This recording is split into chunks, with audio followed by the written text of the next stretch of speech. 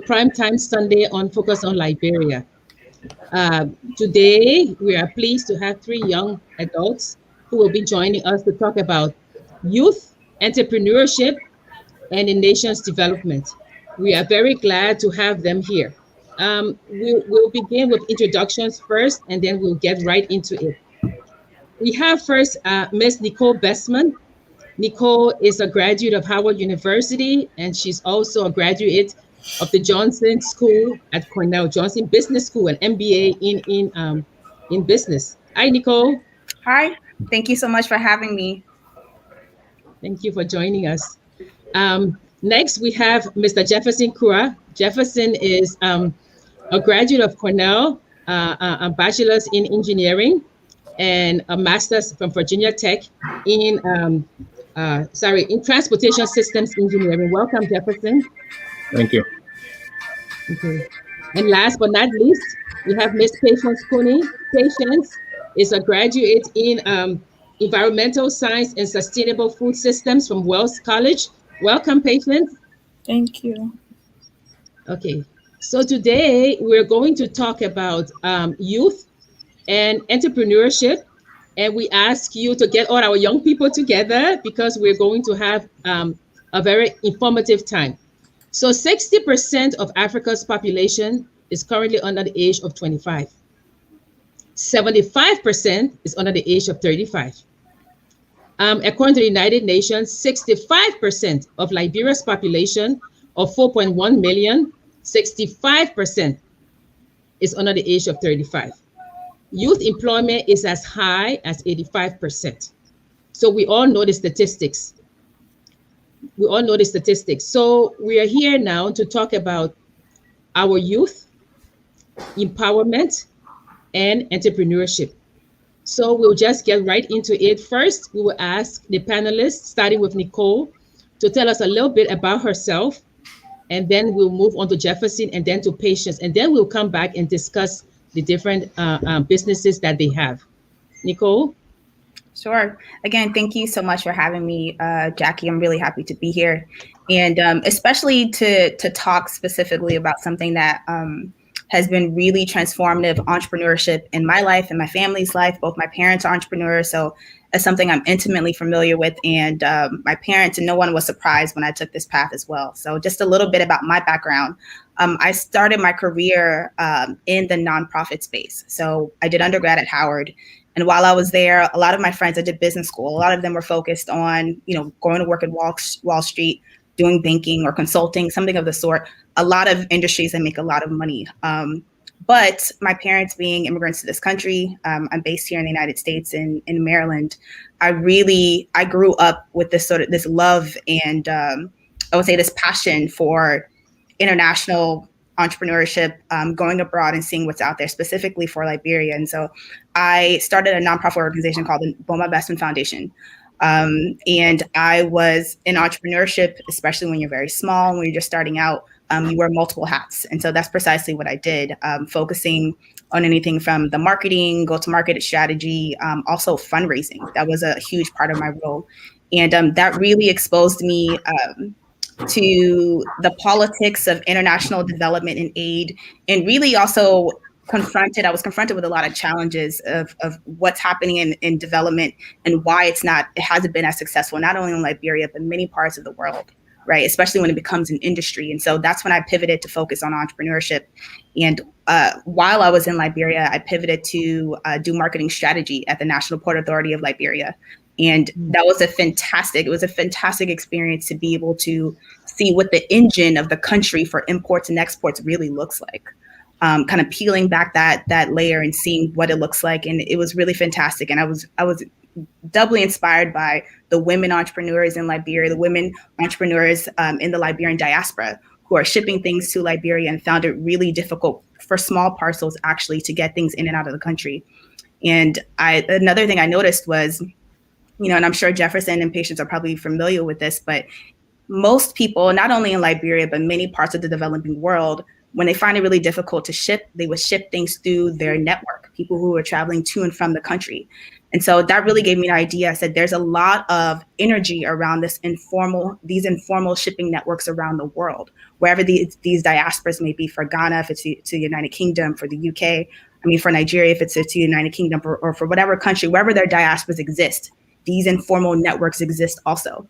And so I started my business, Shipfare, to address that problem, to say, hey, we have these informal networks where people are getting paid and also getting frustrated at the same time, trying to carry things for family members and for small businesses. Why don't we formalize this network? And so I started my company, Shipfare, to provide a solution. So Shipfare is a peer-to-peer shipping platform that connects individuals, but more specifically, small business owners who find themselves in the textile and apparel space, to help them find travelers who are looking to get paid, for the extra, burden it is to carry items, but also to help these small entrepreneurs who are trying their best to expand their customer base. And so I've been doing that for the last 2 years.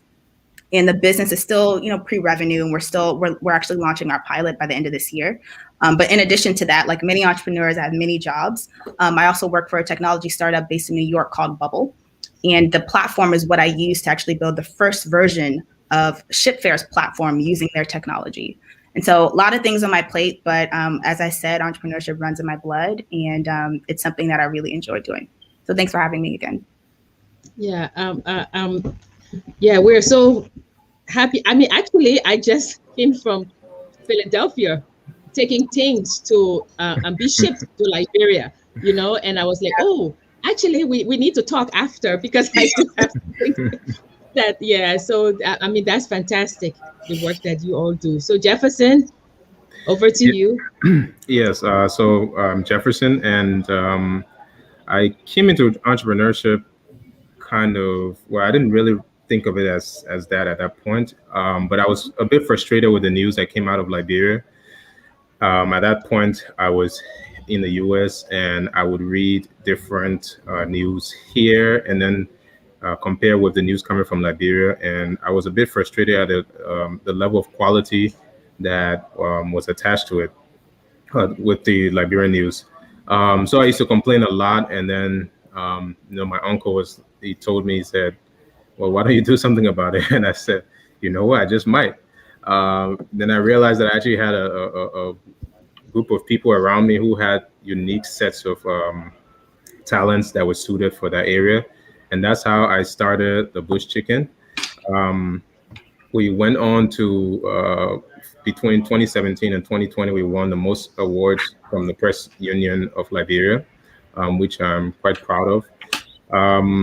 I also, during this time, I have, I went to Cornell, and one of my colleagues from Cornell, he runs a private equity firm in Ghana that operates across the continent, and he's always wanted to break into the Liberian market. And what they do in Ghana is they select businesses, inject cash into them, and help them scale and grow real fast. So the plan was to do that in Liberia, and along the way also we wanted to also bring Pinkberry to Liberia. So that's basically how Pinkberry Liberia came to our country, and I did a lot of the initial market research and making sure the environment was set to allow the company to come there. Unfortunately, we found that there's not a whole lot of large or reasonably sized businesses in Liberia that we could inject cash into and help transform to scale up. So that other aspect of the venture, the private equity firm's objectives, they were not met. But after that, I also, when you're in Liberia, you just see a lot of need, and that somebody like me with an engineering mindset, it makes you want to solve problems, and business is a pretty good way to solve a lot of these problems. So one of the other things I got involved with is which I would call the first smoothie and juice bar in Liberia, the chain of them, called Mako's Fruits. So basically, it's just a simple setup where we provide high quality, delicious smoothies, juices, and fruit bowls to customers. And also we do breakfast delivery program where we send people can get meat pies delivered with these smoothies to their home. So right now we operate at the Royal Grand Hotel and Mm. also at the at airfield right next to the entrance of the airport. Um, yeah, so I think I'm working on a couple other things because this is Liberia. It just makes your mind is just going to keep running. But those are what have been able to take root so far. Yeah, thank you, Jefferson, and Patience. Yeah. Patience Coco, please tell us more about it.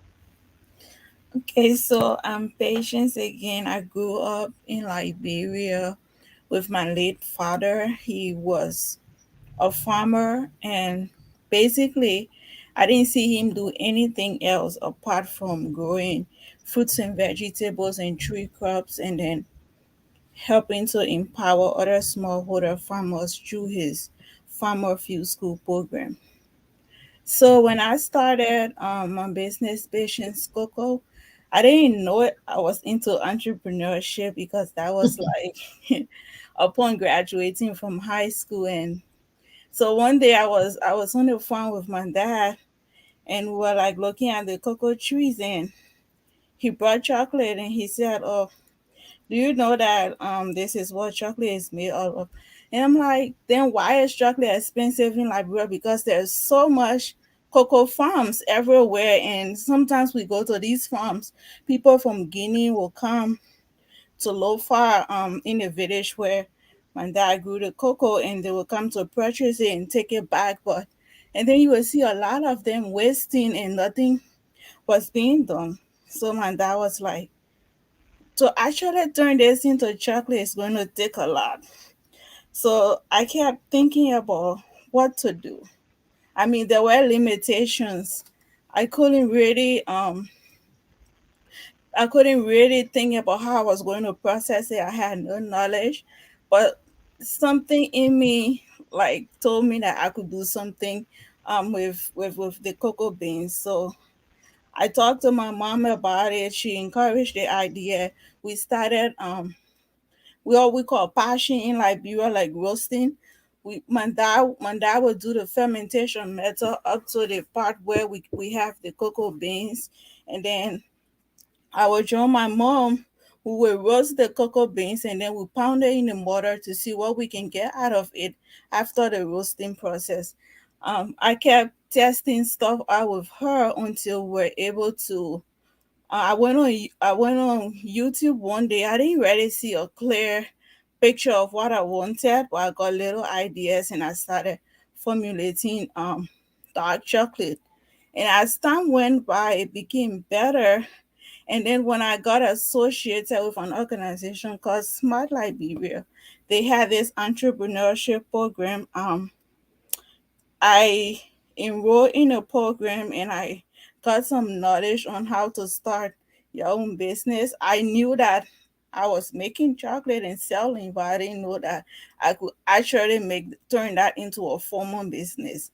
So when I got that idea, that's when I got a name for the business, and then I discovered that cocoa had so much potential. I started making soap out of the cocoa butter. When you melt the butter, it turns to oil. You add other ingredients, it makes soap.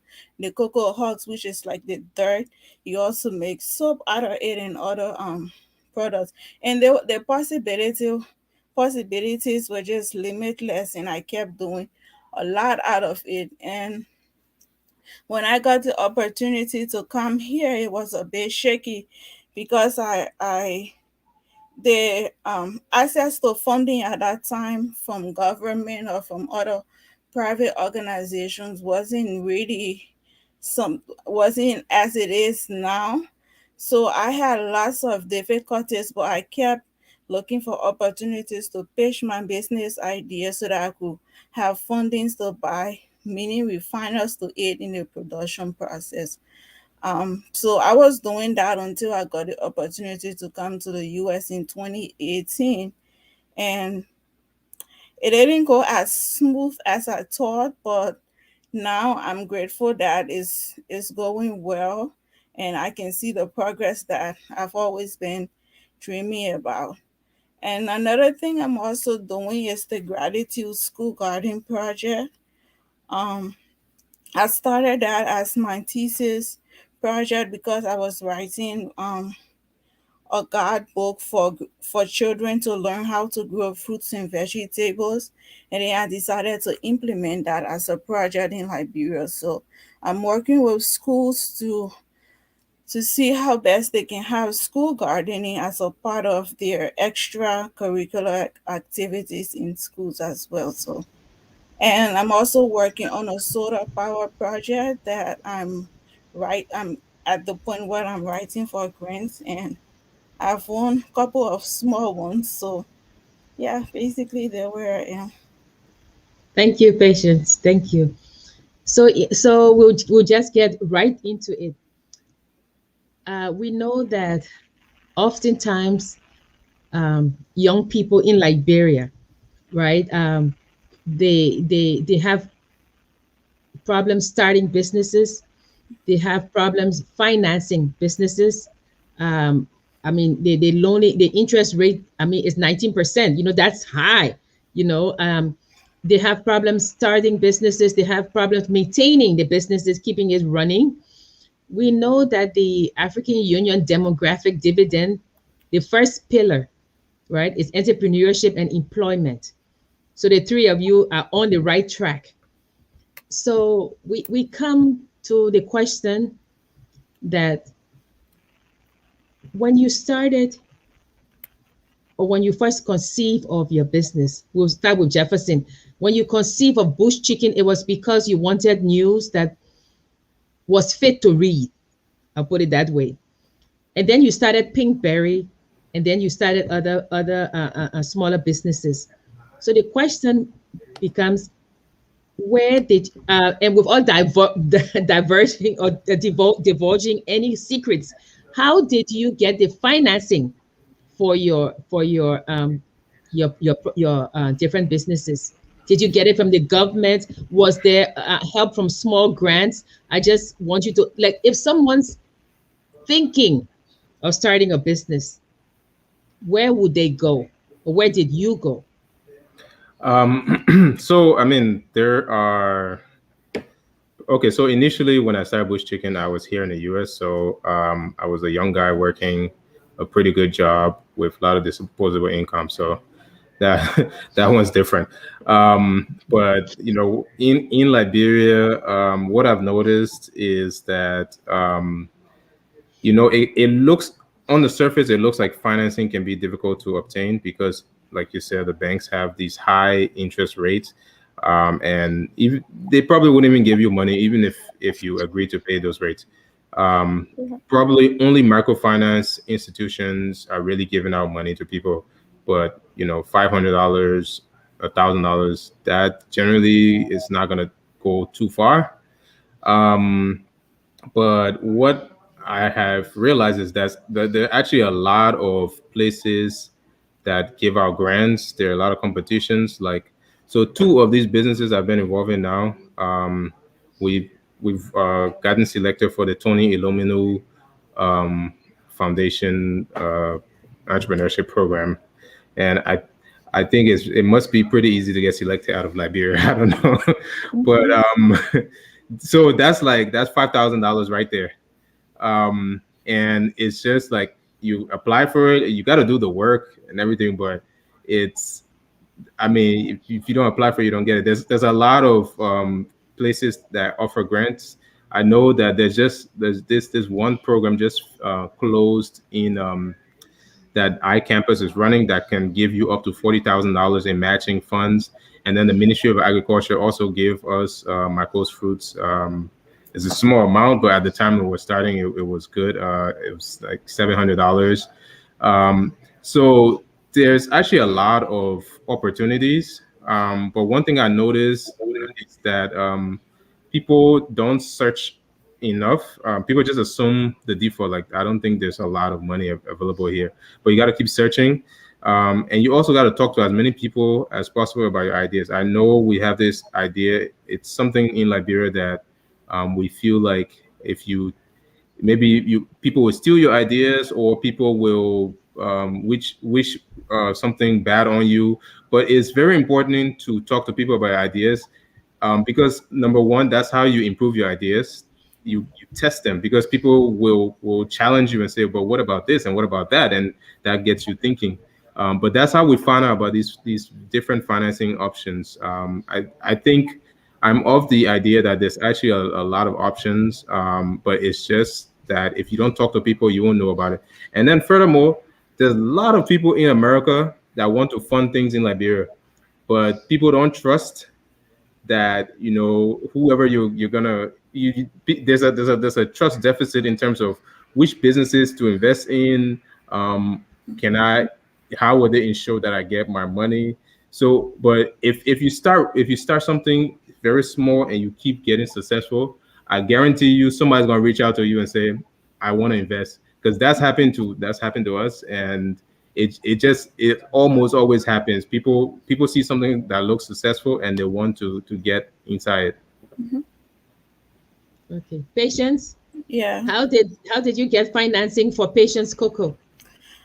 So back in 2016 when I started, I remember I applied for the Business Startup Center.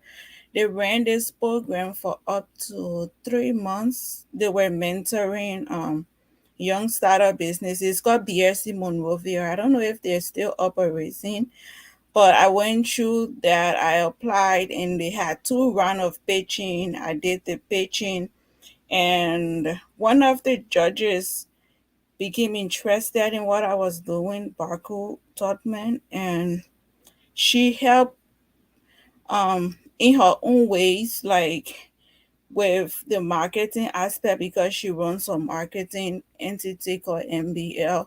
They do marketing, they do branding. So she helped me with that aspect. And then, but with the financing part, the they were giving out, there were some controversies. So at the end, I pulled back. I didn't accept the money that they were giving. I wasn't the only one who made that decision. One of my friend called Marcolyn George, she's Creamer Country Delight. She also pulled out of it because I didn't want to get into something. We thought it was going to be a grant, but it ended up being loan. I was too small to take a loan at that time. The business wasn't at the point where I trusted that I could take the loan.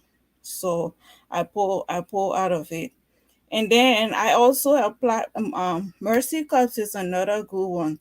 I also applied for grants from Mercy Cups, and which other one?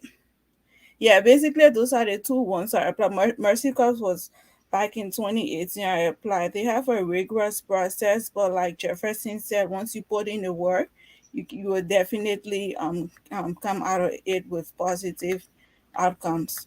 So and then, but initially it was just like a self starter because most of Okay. these entities weren't giving out a lot of money. So my family helped me a lot. My dad really helped me a lot.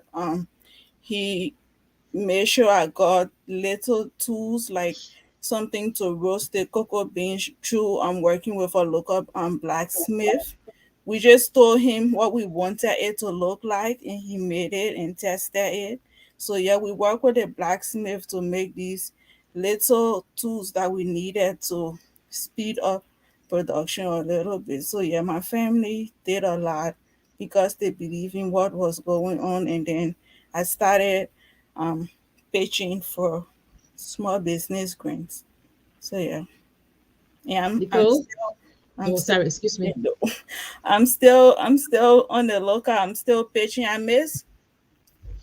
didn't apply for the Ministry of Agriculture one. I think it was in 2020. I don't really know what happened. I skipped that one and I regret, but that's life. Yeah. Okay, we'll come back to the agriculture grant. Nicole, how Yeah. did you go about getting financing for ship fair? Yeah, so my two main financing vehicles was one, competitions, business plan competitions. I can tell you, I mean, my business is, bi-continental. So, I mean, we're focusing on um, transactions between the United States and Liberia for the moment. And so I've dug into competitions primarily here in the United States. I mean, after the reckoning of last summer, when all of a sudden, venture capitalists here in America realized, oh, wow, we don't fund Black businesses. There were a lot of competitions and grants that were available, and they're still coming out.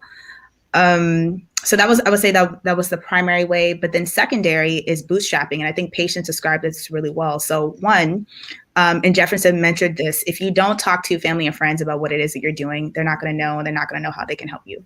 Right. So that's something I've been, I initially held a lot of my business ideas close to my heart, but I realized as I've done more and more things that it's really not about the idea, because ideas are a dime a dozen. It really is about the execution. You and someone else can have the same business idea, but if you execute differently, that's the difference between success and failure. Sometimes it's market dynamics and other things. But I realized that talking to people about the business really helped me get exposure, and that led to mentorship and some other things. But as far as the secondary ways, mainly been bootstrapping. It's me been saying, okay, you know what? This is something that I'm really passionate about, and I know the market needs a solution for this. So either I focus on this 100%, which is what I did initially when I came out of my MBA. And it was helpful at that time to be able to focus on it 100%. But then there also came a time where I needed to inflush, more cash into this business idea. And so I took on another job, which is very much related to, the business that I'm doing now, but allows me the flexibility. So I think, for any business that you're starting, sometimes, there's this hustle mentality that you need to put, that hat on and realize that, you may not always be able to do this business 100% from the beginning, but you have to find a way that you could put the pieces together. So at some point down the road, you could run it, 100%. And so that's why I'm still in the bootstrapping mode. And, you never know how long that horizon is.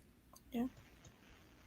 Okay. And so starting with you, the next question would be, how conducive is the environment in Liberia? And let me put it this way, that is ship fare in demand? That's the first one. And then the second one, what are the challenges you see or you can foresee in Liberia with ship fare? Yeah. So ship fare is definitely in demand. And the people I've spoken to, as I talked about, talking to other people about your business, they fall in one of two camps. Either, or at least in the US side, it's been, wow, this is amazing. How did you figure out this is something that needed to be built, right? There's those folks. And the other folks are like, why would you start a business that allows strangers to carry packages for other people? And I realized that for the folks who never stepped one foot outside of this country, that entire world is, a dark world. They don't understand why someone would ever do that. But all you need to do is go to a place like Ghana and see all the market women at the airport, asking people to carry things for them. So yes, it's very much in demand in Liberia and many other countries across the continent. And I would say now it's even more in demand. So as we're looking at things like the Africa Free Trade Agreement, right, that was signed, I think, at the top of this year. So there's a lot of things on the horizon that are going to make it hopefully easier for trade, not just outside of the country, but within continental Africa. So it's been a great time to start this business. So beyond, Liberians for sure, right? But then beyond Liberia, the continent is ready for something like this. And to your second question about, I believe it was challenges, right? So the main challenge so far, and this is the reason why one of the advisors I brought into the company is an international trade lawyer. Depending on what country you are going to, different countries have different rules about the value of something that you bring in your luggage, how big it should be, how small it should be, what type of item it should be. And so that has been, that's been the main challenge, trying to figure out, we've carved out this small, route that we're focusing on from, East Coast USA to Liberia for our pilot. But beyond that, we have to reckon with, the various other trade laws that other countries have, right? So it's really come down to, and I think for most businesses, you start off with a piece that you bite off that small piece you can chew and you perfect that, before you look at expansion and going beyond those walls. And so that's where we're focusing right now with East Coast Liberia transactions. I think that's such an innovative idea. I was like, why didn't I think of that? Because you're right. You get to the airport and you see people asking you to bring things on this side. And of course, when you're on this side going, you're asking people to take things for you. So why not formalize the arrangement? Yep. And yeah, I mean, I think that's, yeah, kudos to you for thinking of that. But I think that's a very innovative idea. No more, please carry my small thing, but it's formalized. Yeah, and the main thing too I would add, Jackie, is that, one of the challenges, because I did a lot of market research around this before starting the business, is that, people want to be able to carry things for other people, friends of friends or family members, but it's like, you're not sure whether you can trust them. You're not sure, you don't know this person directly, or maybe you don't have a lot of history with them. And so what I've tried to do with ShipFair is to eliminate some of those barriers. Every person that gets on the platform is vetted. Every package down the line, we want to be able to do partnerships where we vet packages. And so, step by step, it's been really encouraging to see that there is a need for it. And it's shipfair.com? Shipfairglobal.com. SHIPFAIR.global.com. Okay, guys, everybody who's watching, shipfairglobal.com. It's by invitation right now, eh? Yes. Invitation. Patience, that's your invitation. Yeah. Yeah. So Jefferson, challenges, impediments, everything you can think of, and then how conducive is the environment back home for? So I'll focus on the Marcos fruits, the smoothie bar. So impediments for what really noticed is just the regulatory environment is just not easy to see. Everything's not published. All the rules are not published. So you basically have to go ahead and act, and then get somebody to call you out and say you're not supposed to do this, and then you ask them what according to what rules can they provide you with the published rules that says that, which you probably have to purchase. So we have so the way we're operating the smoothie bar is that we want to have several smoothie bars across Monrovia, and the best way to do that is to do something cheap, like a kiosk, as opposed to renting a whole space that you got to paying rent for, paying for AC and all that stuff. So doing it with kiosks is pretty simple, because we don't really need a whole lot of square footage for each location. Now, to do that, if you have anything that has a sign on the road or anything like that, what I learned is that you have to pay money to the city corporation. And so you pay money to locate anything anywhere, and then if there's a sign that says anything, then you got to pay for that. Or if you paint your kiosk any kind of way. So that was one of the issues. It was just a little frustrating because MCC has a website, but they don't publish these things there. And then when I finally obtained the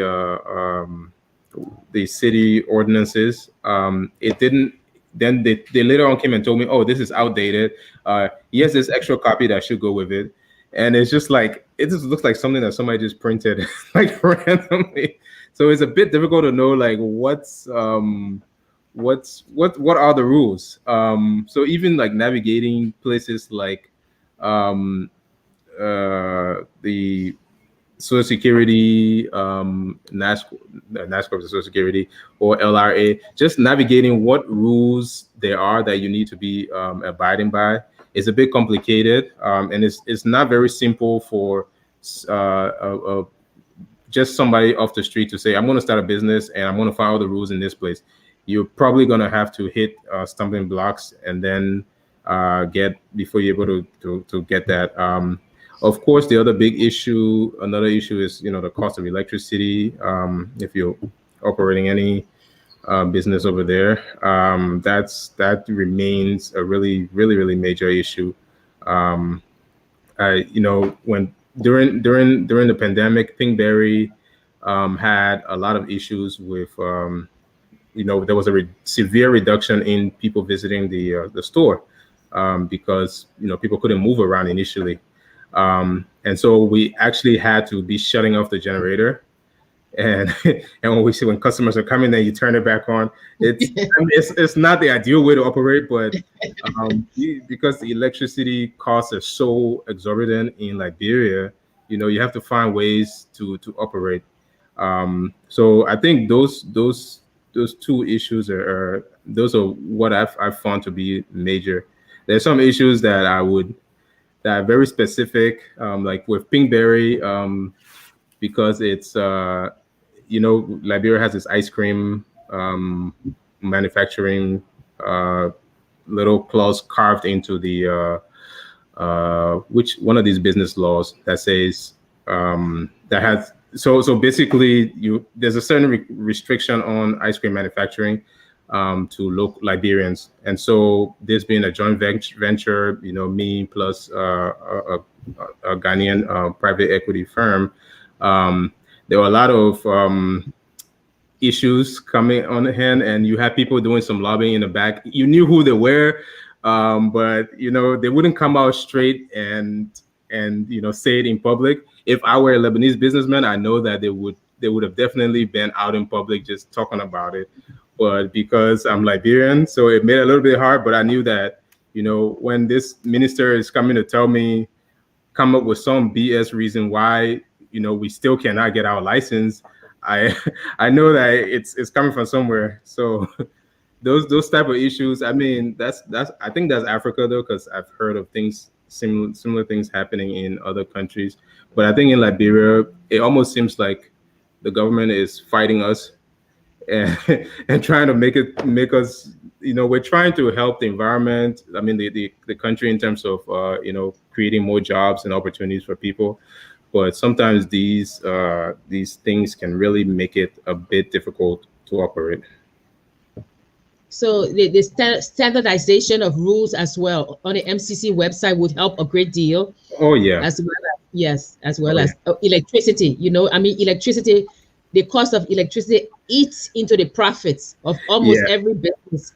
That one, I So don't yeah, even know if that's going to be resolved anytime soon. But the MCC one it's so easy, and I know LRA is actually helping a lot. LRA website has a lot more information than it used to. And the other agencies, I wish one thing I would like is if there was just we have the business registry. If on their website they just tell you, okay, you're going to start a business, these are all the agencies that you need to go through. So you need to make sure if you have employees, they need to be registered with NASCORP, they need to be registered with LRA, they need to be registered with Labor Ministry. All those things, just let us know, let everything be there, what and then the prices, everything, so that nobody can dupe us. That would, oh my gosh, that would be so nice. yeah. Patience. What are some of the challenges that you faced, and also um, tell us how conducive the environment is in that. Are we eating chocolate? Because I still have the chocolate you said you gave me, and they're really good. But tell me about the challenges in Liberia.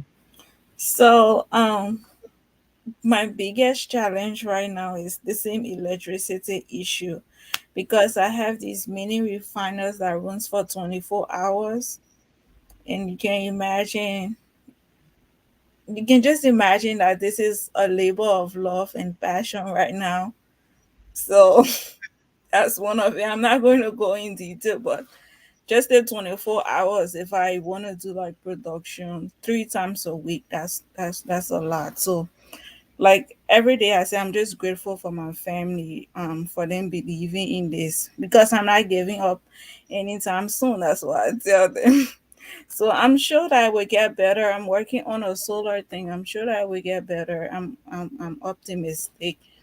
And another one is, so right now we have two groups of people in Liberia, two groups of decision people are making when it comes to the chocolate.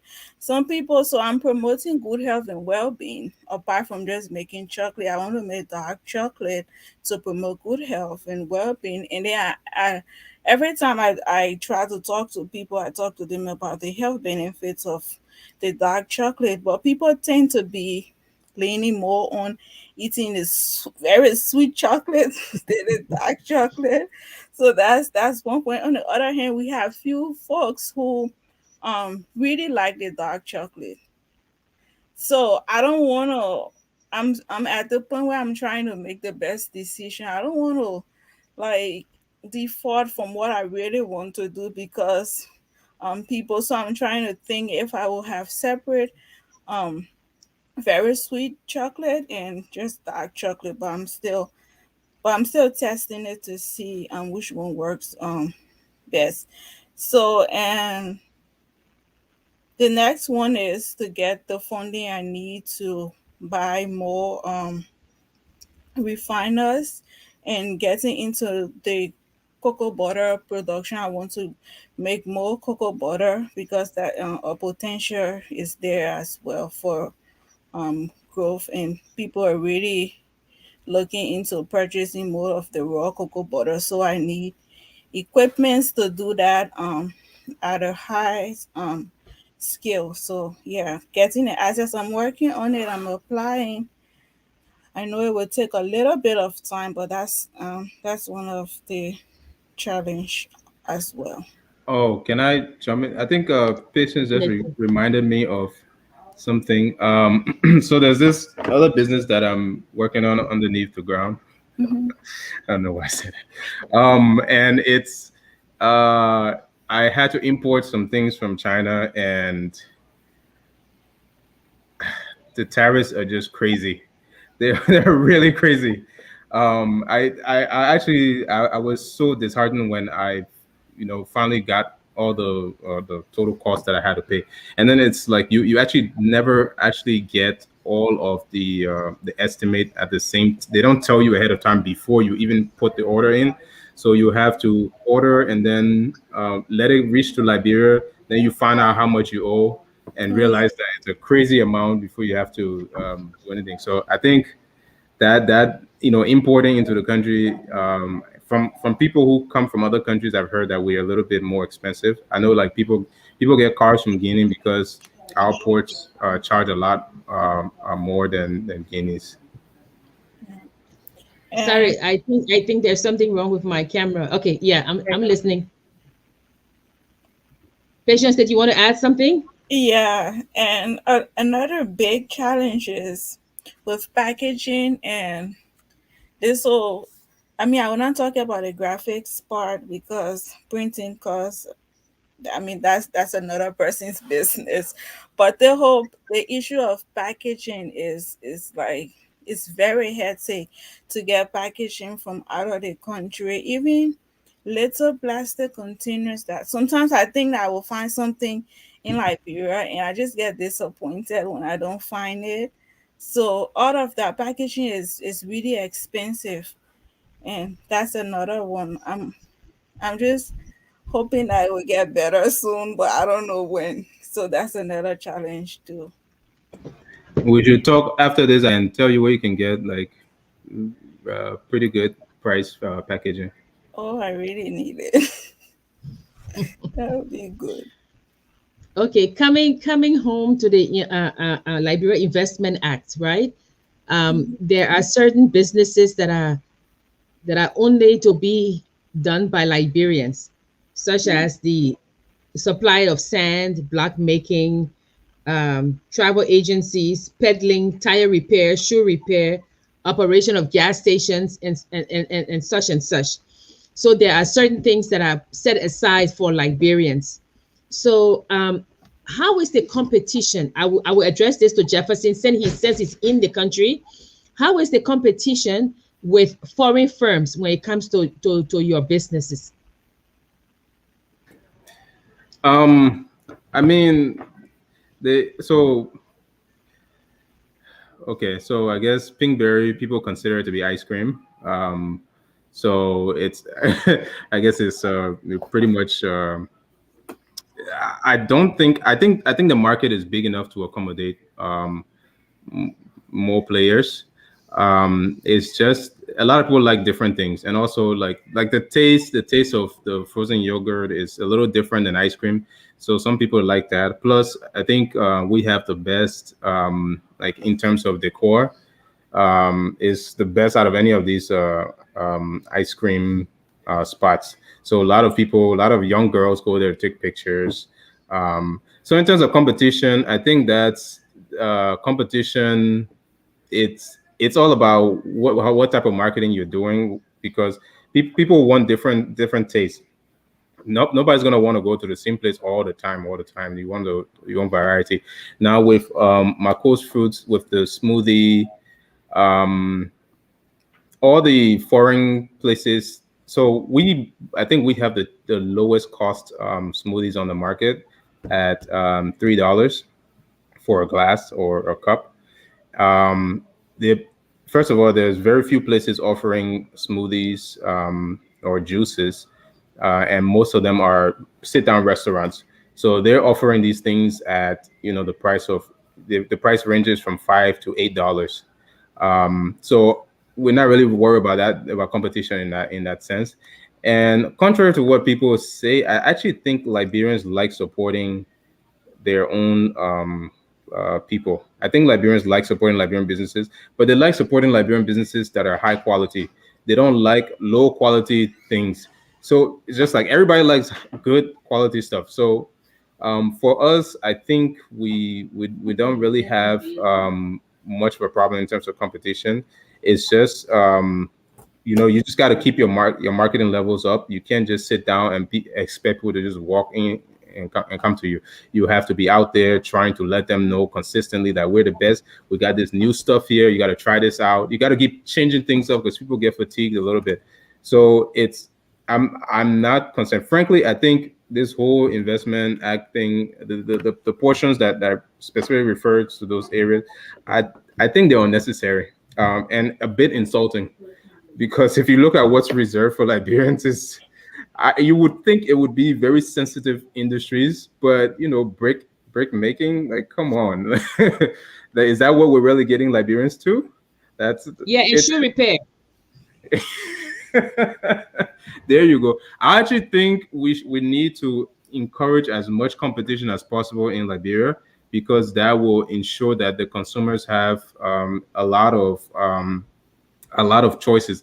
Now, what the government needs to be doing is actually trying to help Liberian businesses for them to succeed. Now, that's the area that they need to be at, instead of trying to prevent other people from starting businesses. Yeah, and one of the other ones I forgot to mention was the importation of secondhand clothing. That's reserved for Liberians.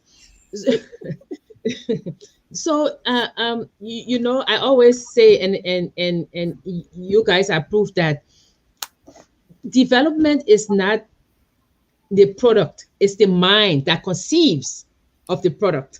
It's development is Nicole looking at a niche, a lack in a society, and saying, "This is what I want to do," and then growing that business from a seed that it would expand. That's development. People see development and say, "Oh, it's a car." No, it's the mind that conceived the car first. So education is linked to innovation, is linked to having a vision. Well, not always, but you know what I mean. The vision, then to conceive it. So coming back now to education, how essential is education to start a business in Liberia? I will start with Nicole, and then we go to Patience, and then Jefferson. Yeah. So I, as I mentioned, I started my career in the nonprofit space, and I think part of the reason why I pivoted had a lot to do with just what I saw. So I've always been really passionate about women and children, specifically the economic empowerment of young women, because empowered young women become empowered women, right? And we have a lot of women in Liberia that have a lot of potential and have done many things, but there's still so much work to be done. And as I look into why people haven't become so empowered, I think part of it is because we don't have the systems and the frameworks in place so that people are educated. right? Because when you have the right mindset, you're able to, look at the options in front of you and decide what path to take instead of being just strung along. And I think for a lot of Liberians, a lot of young people, that tends to be, the options. I mean, in the international aid and development space, right, they talk a lot about how, in other parts of the world, people pick up entrepreneurship because it's a choice, right? But a lot of times, in Liberia and other places, entrepreneurship oftentimes it's out of necessity because the options aren't available, the other pathways aren't laid out, right? And when you find that people are pushed into entrepreneurship because they need to hustle and find a way, and they don't necessarily have the structures to support them, you don't see a lot of people succeed. You see a lot of people that have micro enterprises that can't grow beyond being micro enterprises. You see a lot of informal businesses that can't grow beyond being informal, right? So yes, education is extremely important. Not only so that you have an educated workforce that is actually working for these businesses that are being started, right? But also so that the entrepreneurs themselves are smart enough to make the choices that make sense for them, right? And so I think in Liberia, there's a reason why we have so many informal businesses that will remain informal, because there's a lot of work to be done. I think on the structural side, right, on the foundational things that businesses need. And it's beyond, I think it's important to know, especially coming from a nonprofit background, it's important to know that there's been a lot of, training and programs and this and that. There's been a lot of those things. But I think part of the reason it hasn't been successful is because where is the ownership? Is the ownership supposed to be, in the nonprofit itself? Is, I don't know, CARE International supposed to be the one to carry the torch for this? Or is it the Liberian government that's carrying the torch and actually, enforcing that continuity? Right. So I think that's been, or at least from starting my career in nonprofit, that's been the most disheartening thing to see, that there's a lot of will, right? There's a lot of, Liberian people are very innovative. When you look at the young kids who are starting things, and where my father lives in Painesville, you have a lot of young people who are coming up with ideas, right? But those ideas need to be incubated and fostered, and oftentimes you can't do that by yourself, right? There's a reason why in a lot of other countries, in a lot of developed countries, young entrepreneurs can be very successful, and that's because these ideas are being incubated, right? And so I think, when it comes to education, it's not just, and I also want to make a note that I'm not talking about just there's formal education, right? But then outside of the school system, beyond that, I think that Jefferson mentioned that Liberian people do want to support, Liberian businesses, right? But another way to do that is to mentor young entrepreneurs that you see coming up. That's a form of education as well. Because a lot of times if you're not getting it in the system, you got to get it from somewhere else, right? So if you've been someone who, has been able to do really well in a system that's very hard to do well in, mentor other young entrepreneurs coming up behind you, right? That's another form of education. I think it's sorely lacking, and it's unfortunate. Anybody want to add anything? Patience?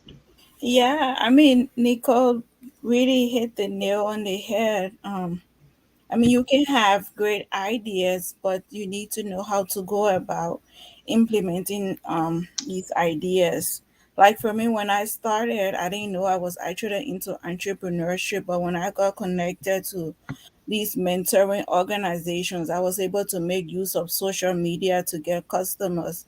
Um, that within this present age, there are still young entrepreneurs who um, aren't able to make use of the social media space to do their marketing, to make use of other applications to do their budgeting and how to actually get on a path of seeing their businesses succeed. So with the education and great mentorship, I think this whole entrepreneurship thing can go smooth with people, and then businesses can actually thrive in Liberia. But Liberians are willing to support other Liberian businesses, but they want to see good advertisement, they want to see good packaging, they want to see a lot of things being done that can be compared to other businesses in other countries that are doing really well. Jefferson, do you have anything to add? No, I think they've both said enough. Okay. So we come down to the role of the government. Uh, for any business to thrive, you must have an enabling environment. So I guess we would now come to the question: how would you define the enabling environment, and what would you say to the government to tell them how to create or how to foster this enabling environment? We'll start with Jefferson, and then we'll move on. Yeah, I think there's three areas that I think we've actually discussed here. Mhm, And one is like a simplified regulatory environment, and mhm, like I talked about, having some like a one-stop shop where everything that all the agencies I need to go to register whatever I need to do, that should be clear and posted and published somewhere. And it should also be decentralized so that, if I'm in Nimba, and I'm trying to start a business in Ganta or somewhere else, and that I want to professionalize myself, I should be able to find information, all that information available there too. In the local context. In Nimba, they may not be able to, if they may not have access to the internet all the time, so maybe some sort of printed sheets should be there at the county. What do they call them? The county center, something like that. Whatever they have all the ministries operating. The other thing is financing. I think the government should be a little bit more forward in making sure there's transparent and fair financing options available. Because in the past, they've made loans and grants available, and then you'll find out it's just like this minister girlfriend, all the people that get the loans, and the people who actually really need it don't get it. And I think that should be done, and that also should be decentralized. We need people in Nimba starting business. I keep saying Nimba, but people in all parts of Liberia should be able to start businesses too, and be able to get support for it. Um, then the other thing is so like the education aspect. I think it would be very helpful for the government to work with organizations like UNDP and other similar organizations to ensure that we have people who want to start businesses can find resources to be able to get training. And kind of like we in the US, you have the small business is it administration? Yeah, the small business administration. We do have one in Liberia, but I think they could be a little bit more effective. Um, they should be able to this mentorship that we're talking about here. They should be able to find a lot of the mentors in different parts of the country who are willing to mentor business owners and provide their services. They should also be able to have some resources that people can access, run some classes on a regular basis. People want to learn small things like how to deal with their budgeting and their finances. All these things, I think these three areas, the government could really help in this aspect.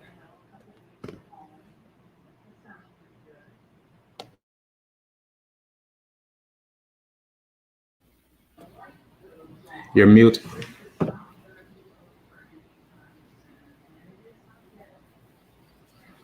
You muted, Jackie.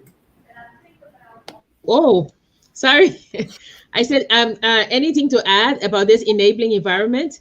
Nicole, Patience, do you have anything to add before Nicole steps gets there? Well, um, it's almost the same as Jefferson said. I think the government can work with other organizations that are actually into mentoring young entrepreneurs. They can help in whatever way, maybe through funding, maybe through bringing these entrepreneurs, because some emerging entrepreneurs are actually in high school. Maybe they can have internships in places where they can actually get more knowledge on what they are doing in terms of being able to access their rigs, the threats to their emerging businesses, and what are their strengths and weaknesses. So the government can do that. The government can. I think for the agricultural side, I know that more is being put into place when it comes to getting access to funding, and it's being decentralized because recently I was a part of a webinar where they were discussing, but it's a matching grant, though I don't think it's really for startup, but they were giving matching grants for agribusinesses and people involved with fruits and vegetable productions in, I think it's either 5 or 6 counties, so that's a really good one. But I don't know about the same thing being done in other sectors. So the government could try to decentralize that and have it done in other sectors like IT and commerce, yeah, just different sectors of this entrepreneurship thing. Nicole, do you want to add anything or no? Yeah, just something brief. I think one of the challenges that came up with my business in the very early stages is that we partner with the Georgetown Trade Lab to just examine a lot of these trade laws, but specifically to focus on the trade laws that would enable this business between the United States and Liberia. And what we found is on the United States side, it was very easy to find the classification that that my business would fall into and the various different sort of legal bounds that we would have to do something like this. Because if you think about it, carrying items for other people, there's a lot of other, security things involved. But on the Liberia side, it was a lot more challenging, right? So, I mean, first of all, the import and export laws aren't as expansive, and because they aren't as expansive, the definitions of them, they don't allow businesses to be as innovative as well, right? So I think there's certainly the lower hanging fruit where, okay, yes, just explain things clearly on a website, make it easy for people to access information. Those are things they can do easily. But I think down the road, more long term, right, laws have to also allow for businesses to be innovative as well. Right. So that I think that's the most important thing, or the thing that my business has bumped up against too. And it becomes so much more apparent when you are doing a business that is international, right? Because by default, you are comparing how easy it is to look up laws in this country versus how easy it is to define laws and figure out where you fit in a place like Liberia. Right.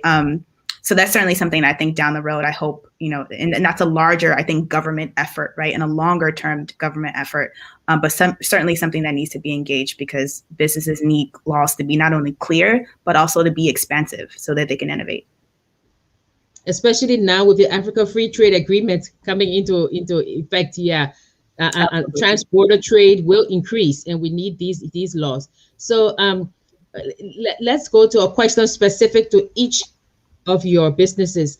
So Nicole, how do you vet the people? How do you invite them? What's the criteria that you use? Yeah, so anyone can sign up now, but anyone can't use it, right? So what we do, we use a service that does, instant vetting on the back end side. So we ask you for some very, important information, whether it's a driver's license or, a passport, right, to identify yourself. And we actually use another startup service to do that international, to do a review of your background to see whether or not, are you wanted in 5 different countries across the world? If that's the case, you're not going to be able to, you got to find another platform, right? But we're instantly able to do that. We've paid other businesses to be able to do that kind of review for us. So, it's the vetting part is very easy. I would say on the package side, that's something that we're hoping that down the line, because as I mentioned, we haven't launched our pilot just yet. So we're asking people to sign up, but we're hoping that down the line after the pilot, that we can have some various partnerships with people who own warehousing spaces in Liberia. As I mentioned, I worked in the port system in Liberia. So, on, Bushrod Island, there's a lot of people that own warehousing spaces and do trucking and those kinds of things right across from the port. So we're hoping down the line to have partnerships where they can do vetting of some of the packages. And, people don't know this, but there are a lot of containers that leave the country empty because if it's not peak season to do a certain type of mining, right, then that means that mineral is not leaving the country. And so you have a lot of the equipment that's used to do, these X-ray, vetting for the content that leaves the country. A lot of times these things are sitting there and not making any money, not bringing money for these companies. And so hoping down the line to be able to have partnerships so that they can do vetting for us for Yeah, packages. very, very interesting. Thank you. So Jefferson, microfruits. So are you reaching out to, so I'm not very familiar with it. Are you reaching out to grocery stores, grocery chains, or do people just come in? Do you deliver? Tell us something about microfruit that will help us really understand it. Okay.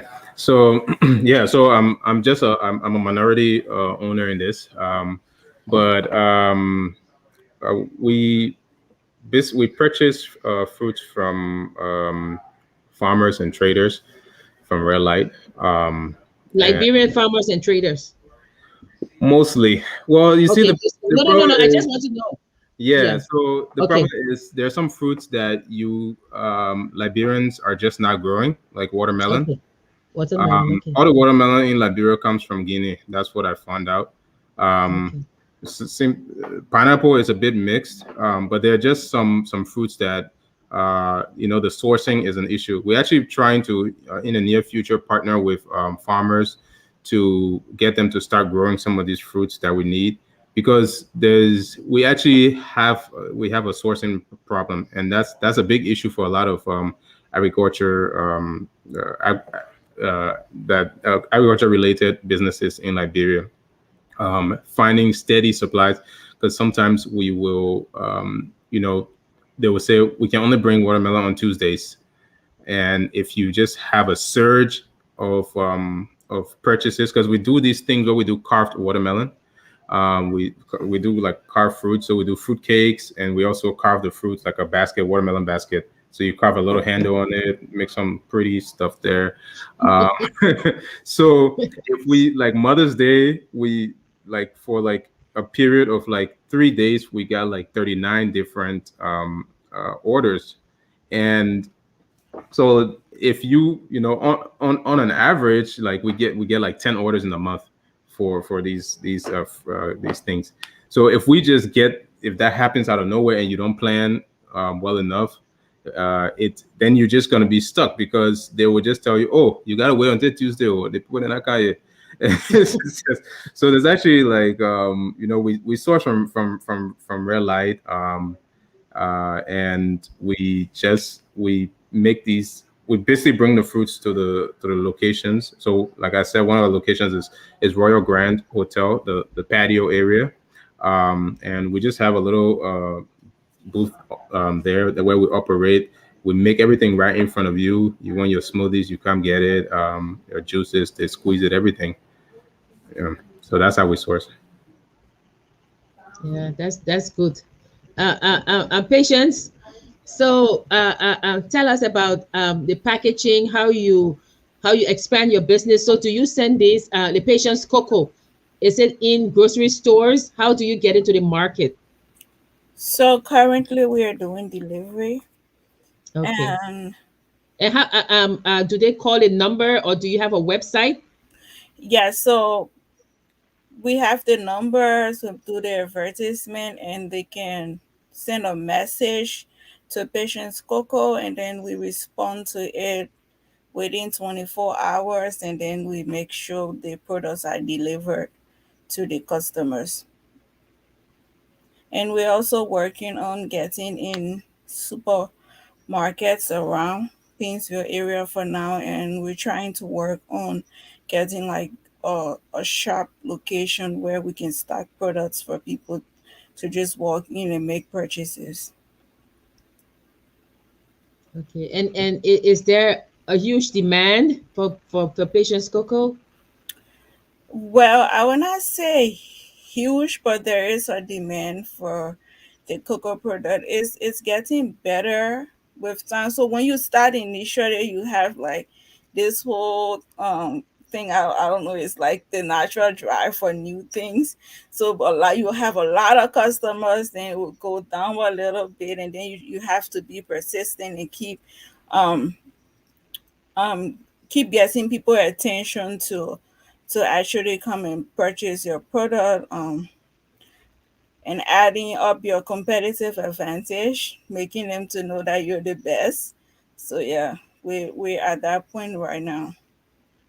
And what's the number? If you can tell us the number, do you know it offhand?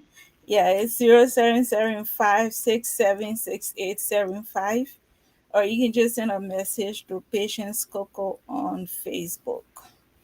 Okay, Patience Coco. Yeah. Okay, yes.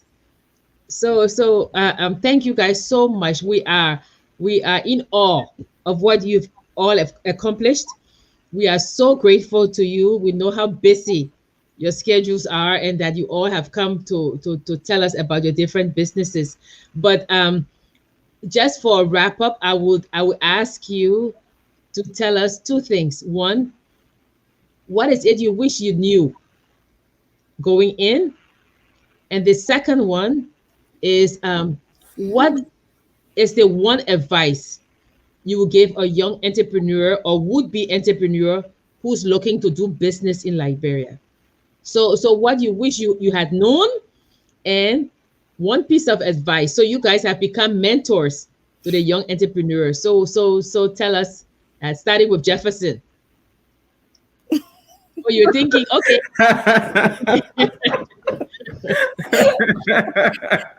I'm trying to be egalitarian here. I said I have pass over me.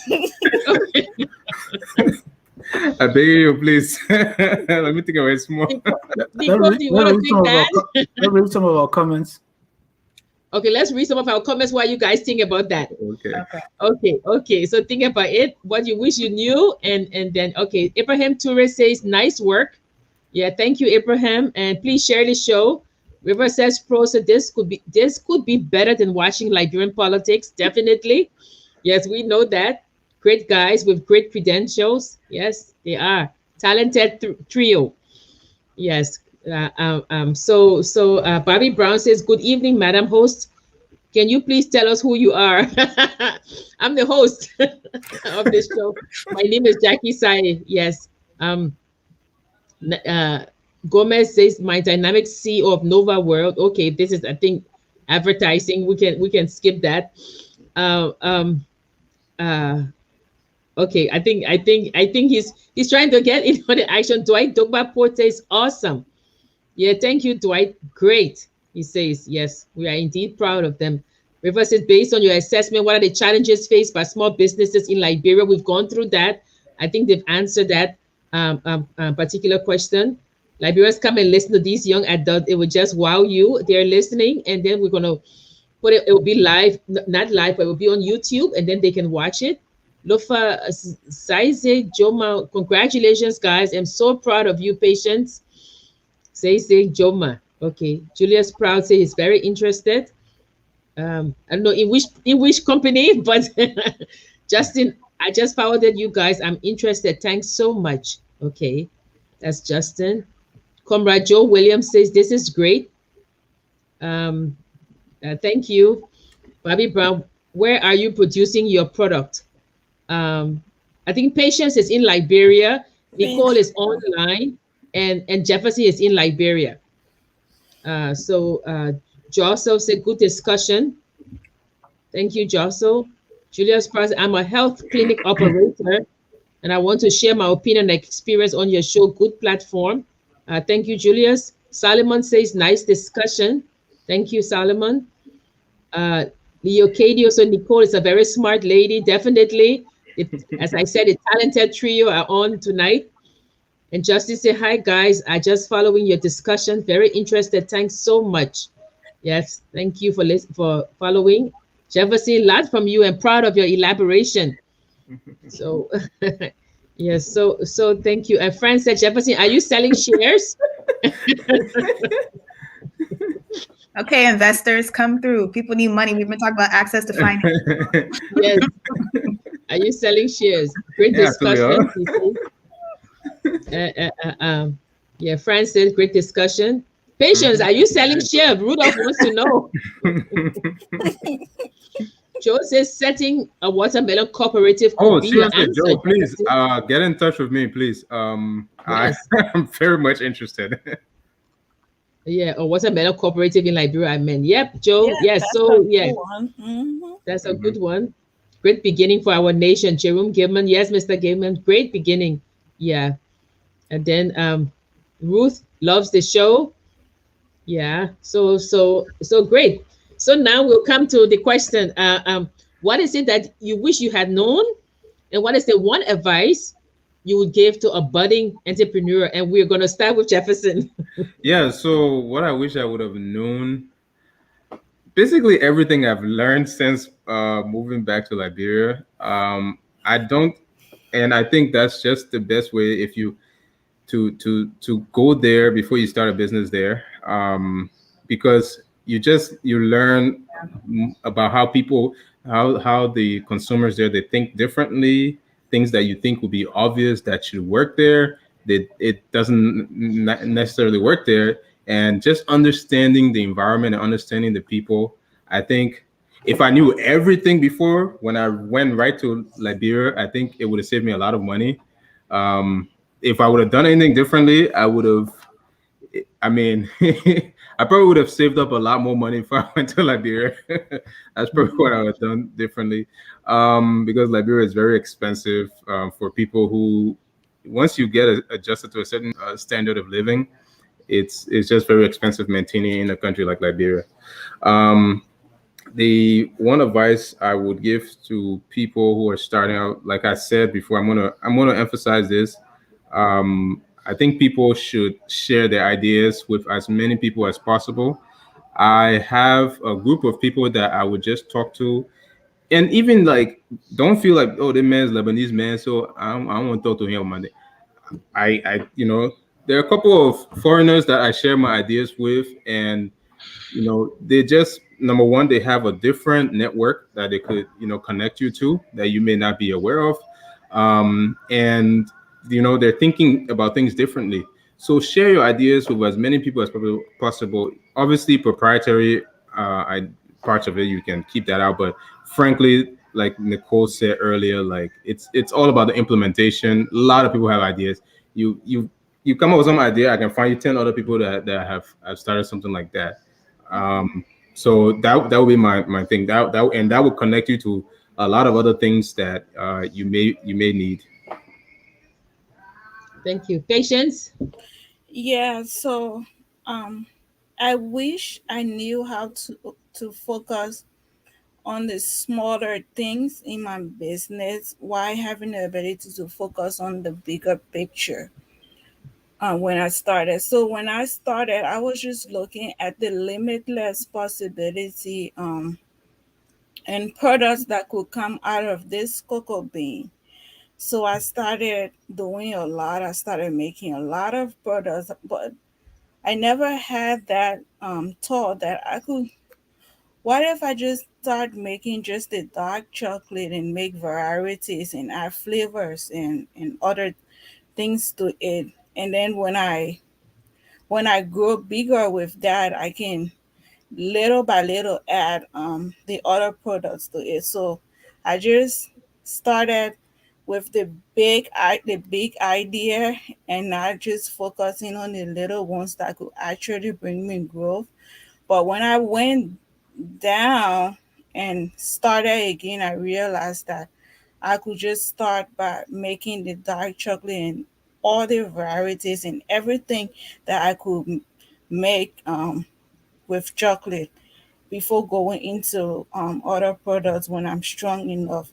So that's something that I wish I had known beforehand.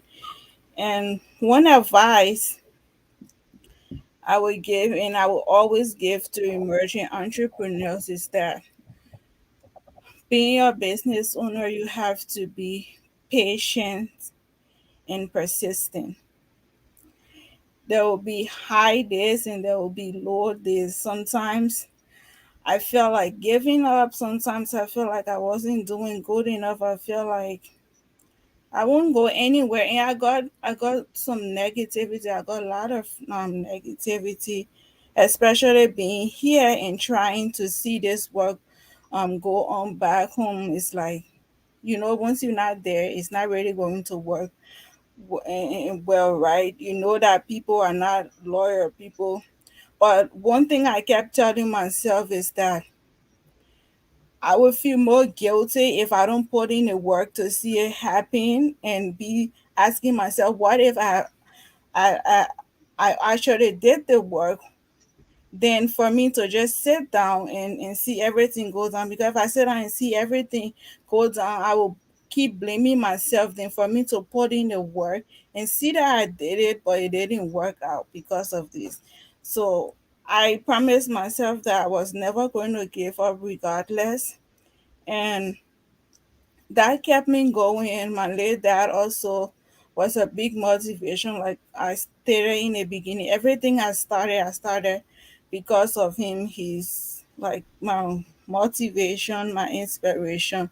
And I just want to see this thing going as big as it can be, and to help boost the Liberian economy through adding value to the cocoa products that I will make. So I just want every emerging entrepreneur not to give up on their dreams, because in the beginning it will be like a fantasy. You feel like, oh, you finally done something, but that is just the tip of the iceberg. It's not even the end of it. So there will be temptations, but with patience and being persistent, you're going to push through.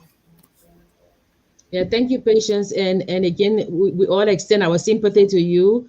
We know that your father passed away a few weeks ago, and I followed Patience Coco, and I know that he's very proud of you. So we were all shocked about his passing, and we extend our sympathies to you and the family. Yeah. Okay. Nicole? Yeah.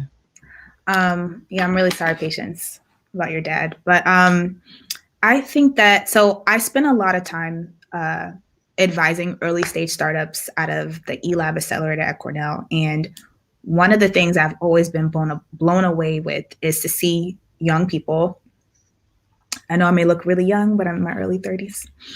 And young people in their, teens, early 20s, who are so unafraid to start small, test, and iterate, right? You have to start somewhere. And I think sometimes as an entrepreneur, or even not as an entrepreneur, let's say you're someone who is really used to succeeding, going after something and being really perfect at something, and jumping out there and being really good at something.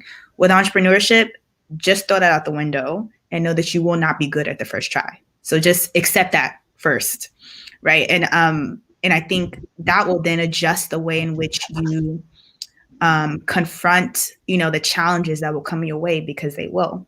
Right. And so I think I would just encourage people to find the smallest part that you can bite off and chew, and start there. And then you continue testing and iterating. And then you can look at expansion and all those other things. But the first step is just starting. Right. And the second thing I would say is that, there's no shame in failure. Right. I think for a lot of entrepreneurs, again, like if you're used to being someone who's like the A student, you want this to go, you want your path from point A to point B to be a perfect linear line. And it's not going to be perfectly linear. In fact, you will zigzag all over the place before you land where you're supposed to land. Right. So I would also encourage anyone who wants to start a business to adjust that lens and how they look at their failure at something. It's not necessarily a failure if you're able to reflect on it and see what you learned, so you can pivot and figure out another way to do that same thing better, right? So I think those are the two biggest pieces of advice. And the last thing I would mention too is that for people, I remember being in my early teens trying to figure out, okay, my parents are doing business, like I want to do this thing. I feel like I could withstand the risk because I have that sort of personality and character. Like, what do I do? And I think the things you need to evaluate is, one, what is your natural talent? Like, what is your God-given natural talent and your skill set? Two, what do you really love to do? For me, it was really easy for me to figure out, oh, there's this problem that I'm just spending all night on and no one needs to pay me to do it, right? And then the last thing I think is looking in your environment, whether it's your local environment or, abroad, just generally, and seeing like, what does the world actually need? And I think when those three things align, that is a good business. because you'll have the passion to, see it through. And then also the market will be calling for it, right? If you're looking in your environment and seeing what needs to be, what solutions need to be thought of and dreamt of. So those are 3 things I would give as far as advice to new entrepreneurs. Okay. We don't know how to thank you 3 again. Thank you so much for coming on to tell us about the different businesses you've started. Scarcity of watermelons, Jefferson. so we're yeah. So they keep up the good work. Okay. So for those who are watching, you can get in touch with Nicole, Jefferson, and Patience through focusonliberia@gmail.com, and we will forward your emails to them. For those of you who are interested in a watermelon cooperative with Jefferson, again, focusonliberia@gmail.com. I'm definitely going to talk to Nicole about Ship Fair and Patience Cocoa. I still have my cocoa. So have you thought about making hot chocolate? You're on mute. Patience, you're on mute. Yeah, I've made hot chocolate mix, but like I said earlier, I'm trying to do it one step at a time, and I One just step at a time. Yeah. do everything at once. Yeah. Yes. So I hope the Liberian government is listening. I hope the Monrovia City Corporation is listening to standardize their requirements. I hope that the enabling environment becomes enabled so that it can foster a lot more young entrepreneurs. We thank you for coming, really, Nicole, Jefferson, and Patience. We thank you all for coming, for sharing your story. You've given us hope for the youth, the young adults in Africa. We know that it's the youthful continent now. And with people like you 3, definitely will take our rightful place in the global community. We ask you to stay on. When we end the broadcast, we usually stay on to chat for like 2 minutes before so please don't just log off, stay on. And we want to thank our viewers. Please share the show, share it as far as possible, share it to as many people so they can know about these 3 businesses. We thank you again, and we say to our viewers, good night. Night. We are Labira.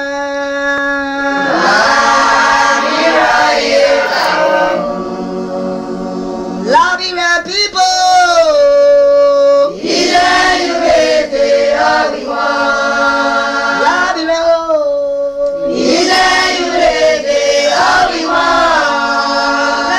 Labira. Labira.